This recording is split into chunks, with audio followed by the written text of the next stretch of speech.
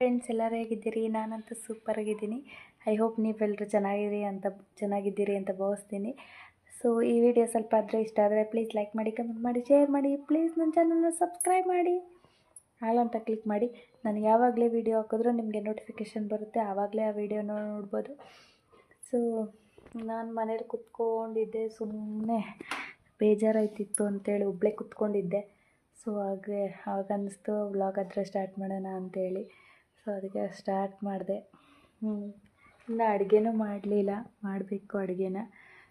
ಏನು ಮಾಡೋದು? ಸಾಯಂಕಾಲ ಆದರೆ ಇದೊಂದು ಬೇಜಾರು ಫ್ರೆಂಡ್ಸ್. ಏನು ಮಾಡೋದು ಅದೇ ಬೇಜಾರಾಗ್ಬಿಟ್ಟೈತೆ. ಬೆಳಿಗ್ಗೆ ಆದರೆ ಟಿಫನ್ ಏನು ಮಾಡೋದು, ಎಲ್ಲ ಹೆಣ್ಮಕ್ಳಿಗೂ ಇದೆ ಅಲ್ವಾ. ಸಾಯಂಕಾಲ ಆದರೆ ಏನು ಮಾಡೋದು ಅನ್ನೋ ಥರ ಇರ್ತದೆ. ಏನು ಮಾಡೋಕ್ಕಾಗಲ್ಲ, ಮಾಡಲೇಬೇಕು. ಬೇರೆ ಯಾರು ಮಾಡಿಕೊಡ್ತಾರಲ್ವ ನಮಗೆ, ನಮ್ಮ ಕೆಲಸ ನಾವೇ ಮಾಡ್ಕೊಬೇಕು.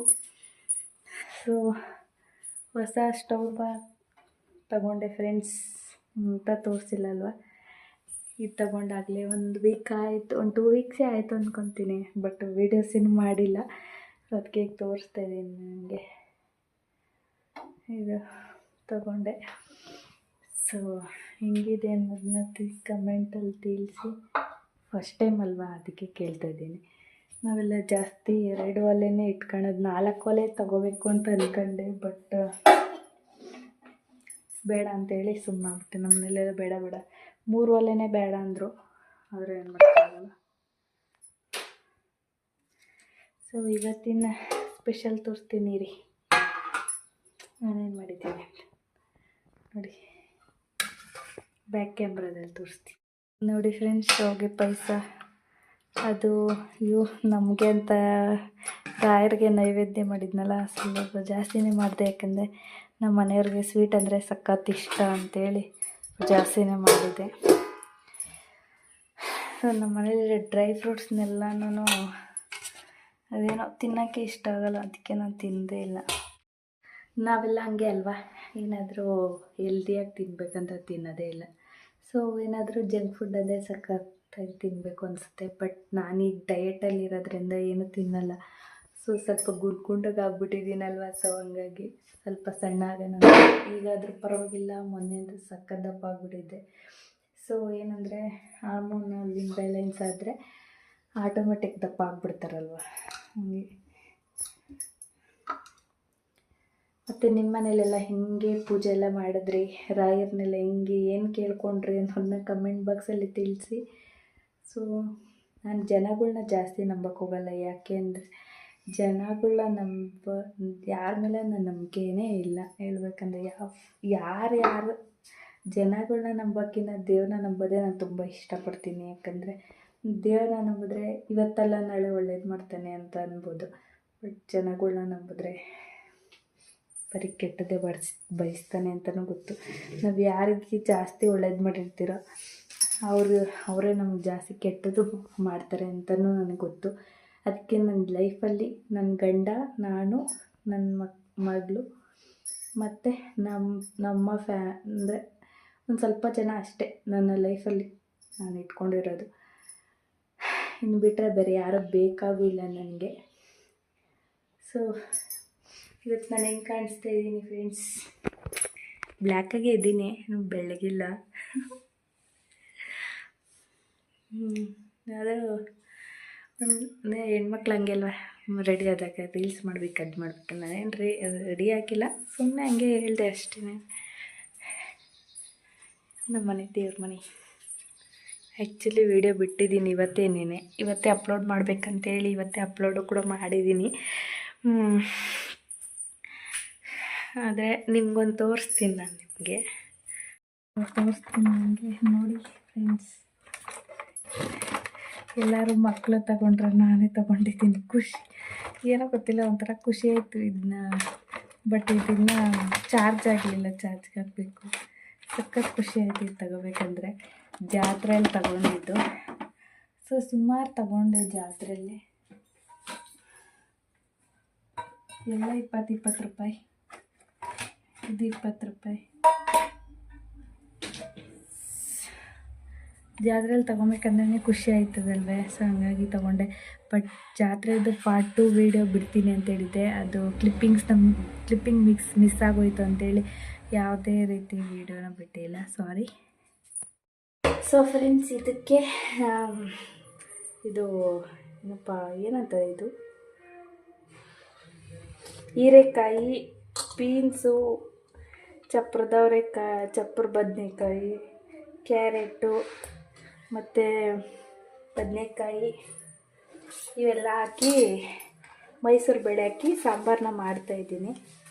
ಸೊ ಫಸ್ಟೇ ತೊಳ್ಕೊಂಡಿದ್ದೆ, ತೊಳ್ಕೊಂಡು ಆಮೇಲೆ ಕಟ್ ಮಾಡಿ ಹಾಕಬೇಕು, ಇಲ್ಲಾಂದರೆ ಅದರಲ್ಲಿರೋ ಇದೆಲ್ಲ ಉಬ್ಬಿಡುತ್ತೆ ಅಂತ. ಸೊ ಬೇಳೆ ಸಾರನ್ನ ಮಾಡ್ತಾಯಿದ್ದೀನಿ. ಇದೇನು ಜಾಸ್ತಿ ಲಾಂಗಾಗಿ ತೋರಿಸಲ್ಲ, ನಮ್ಮೆಲ್ಲರಿಗೂ ಗೊತ್ತಿರುತ್ತೆ. ಇದಕ್ಕೆ ಆಲೂಗಡ್ಡೆ ಒಂದು ಹಾಕ್ತೀನಿ.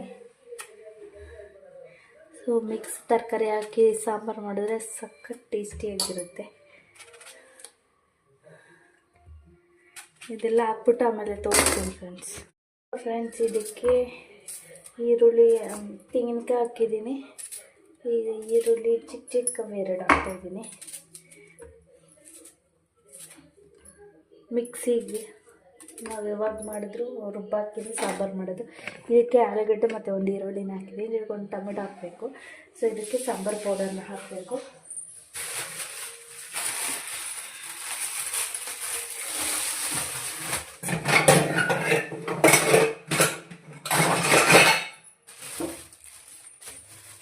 ಸೊ ನಾನು ಸಾಂಬಾರು ಪೌಡರ್ನ ಹಾಕ್ತಾಯಿದ್ದೀನಿ. ಒಂದು 2ರಿಂದ 3 ಸ್ಪೂನ್ ಆಗುತ್ತೆ ಸಾಂಬಾರು ಪೌಡರ್ನ. ನಿಮ್ಗೆ ಖಾರಕ್ಕೆ ಎಷ್ಟು ಬೇಕು ಅಷ್ಟನ್ನ ಹಾಕ್ಕೊಳ್ಳಿ. ಇದನ್ನ ಫ್ರೆಂಡ್ಸ್, ಇದನ್ನ ರುಬ್ಕೊಂಬಂದಿದ್ದೀನಿ. 2 ಟೊಮೆಟೊ ಐತಲ್ಲ, ಇದನ್ನ ಇದೇ ಥರ ಕಟ್ ಮಾಡಿ ಹಾಕ್ಬಿಡ್ತೀನಿ ಅಷ್ಟೇ.